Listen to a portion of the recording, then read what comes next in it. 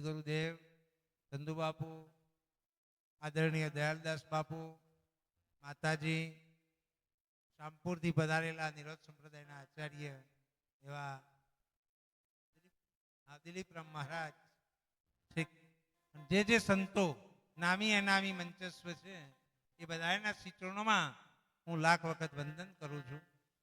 આમ તો દયાલદાસ બાપુ 1.5 મહિના વાળો આવ્યો છે અને ભગવાનને બચાવ્યો છે એટલે તમારી વચ્ચે આવ્યો છે.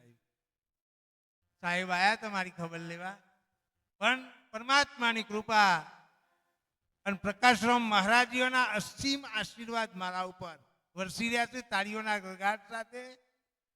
અને આપ બધાના આશીર્વાદથી પુનઃ આ સભાઓમાં કંઈક બાકી રહી ગયું હોય દયાલદાસ બાપુ, અને એ પૂરું કરવા માટે તમારી વચ્ચે છું.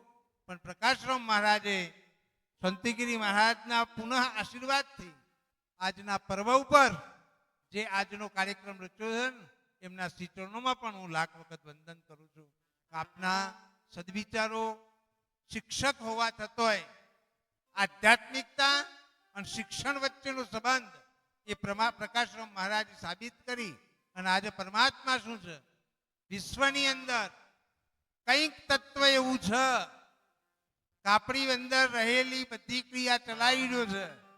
સૂર્યમાં તેજ આપી રહ્યો છે, ચંદ્રમાં શીતળતા આપી રહ્યો છે.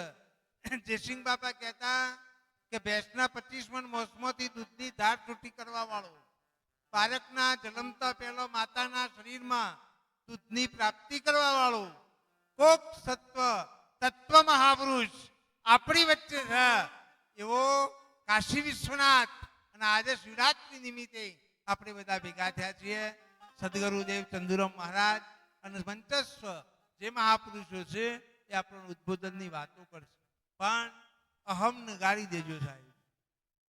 જેના જીવનમાં અહમ જતો રહ્યો એ ભગવાનના નજીક જતો રહે.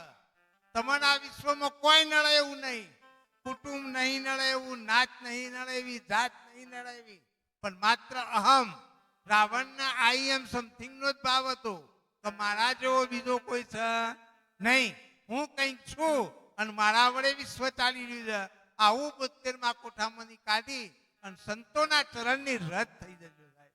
આ પુરુષો બેઠા છે ને આજ તમને મોક્ષ લઈ જા.